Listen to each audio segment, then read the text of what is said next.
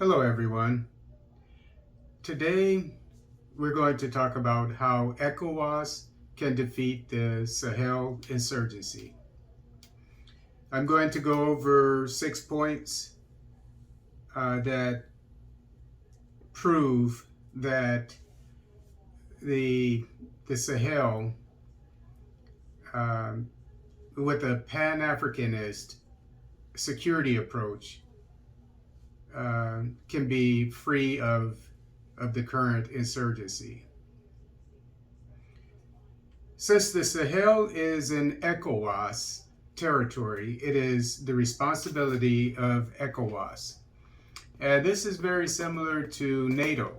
What's going on now in the Ukraine, which is not a part of NATO, is outside of the boundaries of NATO, just east of it, on the doorstep of Russia. The Russians do not like the fact that NATO is approaching this region and would be very close to its border by courting Ukraine, which is what it's doing. So Russia has recently garrisoned troops in, I think, about 150,000 troops on the border of Ukraine, which has startled the West, NATO, including, the United States. So threats have basically gone from one side to the other, and justification for why each side feels that it's right to do what is currently doing. But the point is, NATO has taken it upon itself, the North Atlantic Treaty Organization, which is a military union, including basically Western nations. And so it shows how how important a territory is when it comes to unions. So likewise, the Sahel is in ECOWAS territory. So it's the responsibility of the ECOWAS union. Since the insurgency in the Sahel is a military problem, it needs an ECOWAS military solution. As I said, the Sahel is in ECOWAS territory. Okay, and we already said that. That makes it ECOWAS responsibility. Okay, and we know that an insurgency is a military, not a political problem. Therefore, you need to address it militarily. So that's why ECOWAS needs to come together.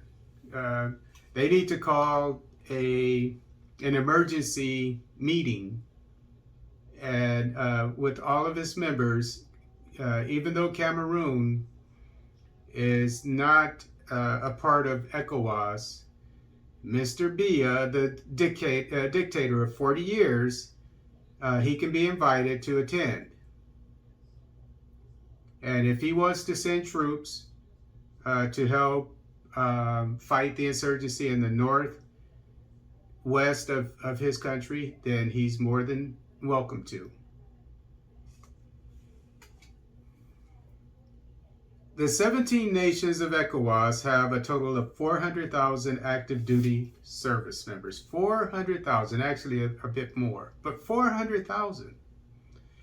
And the number of boots on the ground for the current insurgency in the Sahel is the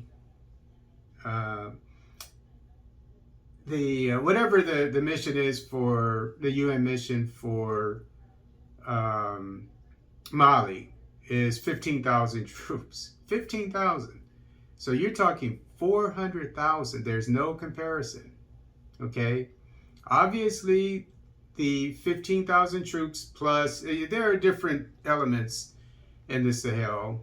Mali is the epicenter, but in the Sahel, you have Europeans, the EU training, and it may be 1,000 or so, 1,500 trainers, basically, from what I understand. And then you have the UN. They have the 15,000 I was talking about. And then you have the French. They have about 3,000 at the moment. If not more, maybe 5,000. So at most, they have 25,000 foreign troops there, which is a recipe for a disaster, and which is why it's been going on so long. I argue, and many other people argue, that it's the foreigners who brought the insurgency there. Where did they get the weapons? Okay, obvious. We know that they got them from Obama's escapade in Libya. They just went across south across the border to neighboring Chad, Niger, and Mali from Libya. But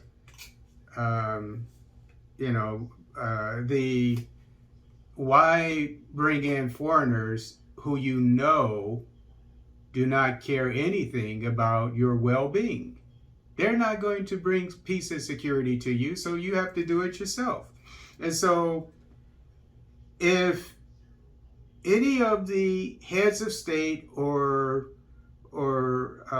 chiefs of security or the military, if they want a research report on how the ECOWAS military of 400,000 plus troops can handle the insurgency and get rid of it within 6 to 12 months, hands down, let me know.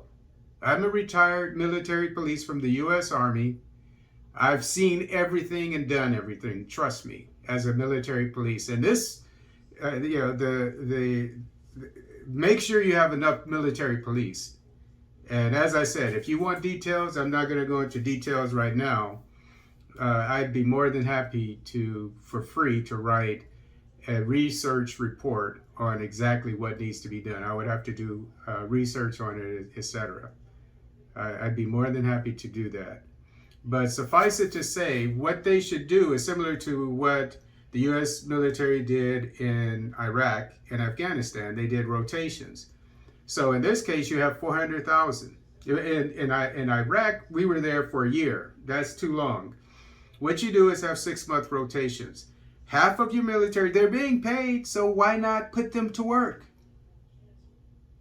Half of your active duty military, 200,000, can serve in the Sahel for 6 months, while the other 200,000 are, relaxing. They're preparing, and then once that 6 months is up, then the other group rotates there. The other 200,000 troops rotate there, and it's going to take an investment. It doesn't have to be a very large investment, but I'm sure ECOWAS can come up with it. A modest investment. You have to invest in housing. I would recommend to build. You would need base camps with security, etc., with a wide perimeter radius, a wide radius around each base camp, and have base camps set up throughout the Sahel. You need QRF teams, quick reactionary force, so, and they need to be strategically placed. So, and when these troops are there, they don't have to spend any of their money. I know this from experience, because they, you need to, at the base camps, have cooks, etc., basically cafeterias, and they eat for free for 6 months. And so they would be able to save quite a bit of money. All their salaries, especially the single ones, their whole salary will stay with them. And after 6 months, and then, and you would have to keep this going for years, but you could cut down drastically the number of personnel once you have a stabilizing force. Since the insurgents in the Sahel are affiliated with Islamic State, which considers itself a caliphate, the Sahel insurgents must consider themselves operating in a caliphate, which they plan to expand. A caliphate is basically like a government, and a government has land with borders. Excuse me. So if Islamic State believes this, and that's the way it operated when it was in Iraq and Syria until Putin and Trump, with the help of Trump, when he promised that he would get rid of Islamic State, and he pretty much, and he did. He said, and every month he would say, we've diminished their area of operation by so much, because they had a lot of Syria, they had a lot of Iraq still when Trump went into office, and true to his word, he didn't bother Putin. He just went after the insurgency. Whereas Obama, he was just him-hawing or whatever, doing what he was told to do by his bosses. So when they were in Iraq and Syria, it's known that, what did they do? How do they make money? How do they keep going? They make money from the area that they operate in. And what is the natural resource that they can make money from? Obviously, it's oil. And everyone knows they were making millions of dollars daily from the oil, selling it illegally. So likewise, it's not a stretch to think that maybe the insurgents in the Sahel, which is one of the richest areas in the world in terms of natural resources, uranium, gold, oil, etc., even diamonds, that since they control part of these areas, and if they don't control them completely now, the goal is to control these areas. Okay, so that's what's going on. It's a caliphate. They're trying to get land and to their own state. Like, that's why it's called Islamic State. But they're affiliated with the Islamic State. And for those countries that what they want to do is spread. They're not going to just probably stay in the Sahel. They want to go to other parts too of ECOWAS. And although the Sahel insurgency doesn't currently affect countries on the periphery of the insurgency like Liberia, Guinea, and Ghana, if it is not defeated soon, it will eventually spread to these nations. And that's what I was just getting at. So these countries that are not contributing troops to this ECOWAS military problem, these same insurgents will end up on their doorstep. Since ECOWAS is an economic and political union among its member states, the whole community suffers if any one of its members suffers. Okay, last point. With the African Continental Free Trade Area that just got implemented last year, I believe it was a year ago, exactly a year ago, which has the potential for all 54 African countries of, I think it's $3 trillion annually, to tap into that GDP, a combined GDP of, I think it's $3 trillion. 3 or 4 trillion. So countries are already in Africa are already benefiting from this. So the problem is with this insurgency, not only are you spending money unnecessarily on an insurgency that you could be spending on schools, etc., to educate your people, medical expenses to take care of your older people and your newborns. The countries like Mali that are affected by it, Mali and Niger, Chad and Nigeria, that have to spend their money on this, and these countries are less attractive to investors because they're unsafe. So that affects you in the long run, because Liberia is is an export. It builds ships. It has to get its import materials like ship propellers, boat propellers, etc., from China and other places. When Nigeria just started building ships. If they could buy from Nigeria instead of going to China, so they won't even need China. And then it's either, I think it's Sierra Leone has to import rice.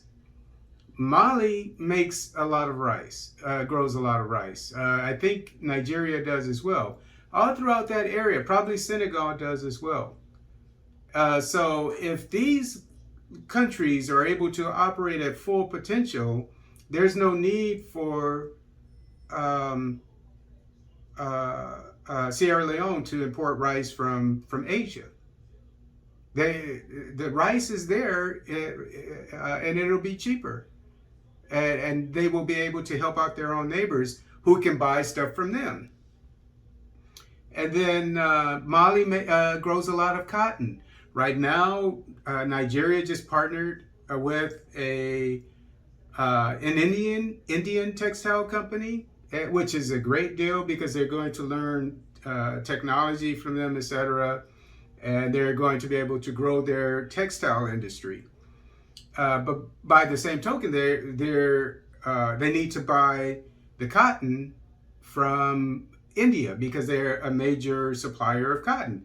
Mali is able to produce a lot of cotton, probably enough for, it's a humongous country, probably enough for the textile industry of Nigeria. So, but if they have to deal with this insurgency, then they're hamstringed. And Niger has to, I think it's either Niger or Chad, has to import cement. They import it from China. What if Dangote is made? He's selling cement. He's on his way to exporting. He wants, I think, throughout Africa, but definitely throughout ECOWAS. But so does Mali. Mali makes cement. So the ECOWAS, you can see, could be self-contained, but here's the kicker. Almost all of these countries have gold, and some of them diamonds. So what's to keep them? But where do this gold and these diamonds go? They're not staying in ECOWAS, which could be used to back their currency, the ECO from ECOWAS. They have enough gold there and diamonds to back their currency. And it would be more solid than any currency in the world, backed by gold and diamonds. So, but all this is going to their main trading partners are places like India, which is the second largest, I think, country with gold. Are they buying it from ECOWAS? You have China, all these countries that Switzerland, Belgium, All these countries that know the value of gold, but all of it is just leaving ECOWAS. Yeah, so the point is, you're only as strong as your weakest link.